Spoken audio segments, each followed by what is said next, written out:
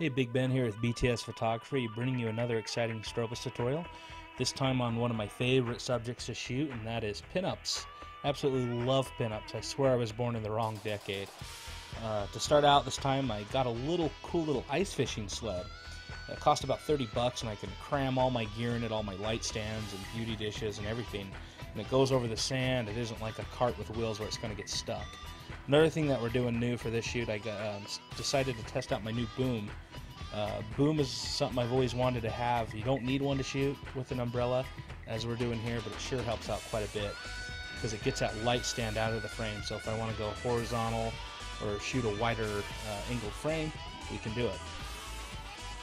For our first lighting setup, the sun's still kind of high in the sky. We're not quite to the golden hour yet.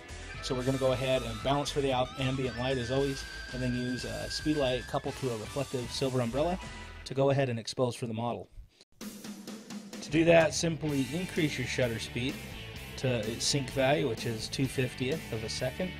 Go ahead and take a picture without your flash and make sure your sky is nice and blue and your background looks great and the water looks great.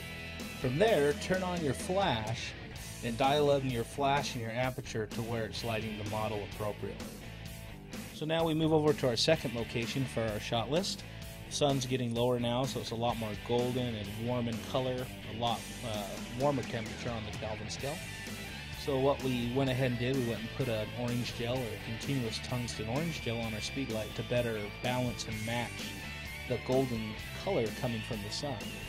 The other issue that we have, and this happens when you're shooting in any direct sunlight or especially the sunset, is that you're going to have a really hard and harsh light coming from the sun that was hitting the model.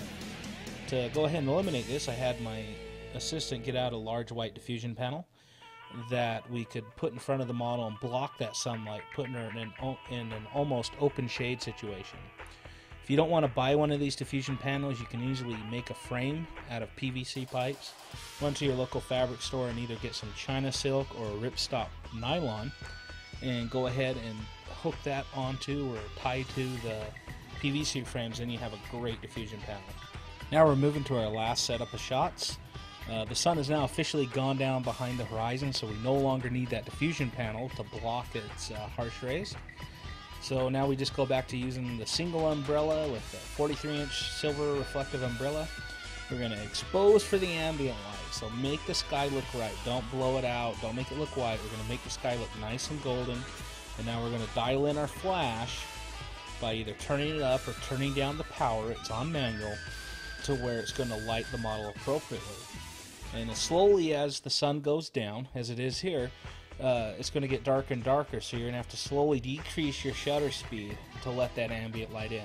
As I say in every tutorial, shutter speed controls ambient light, your flash power and your aperture controls the exposure of your model. That's going to be about it for this tutorial. Hope you beginner strobists out there get out and start shooting, and please don't hesitate to email me if you have questions. I'm Big Ben from btsphotography.com. Special thanks to everyone that made this shoot happen, and we'll see you again.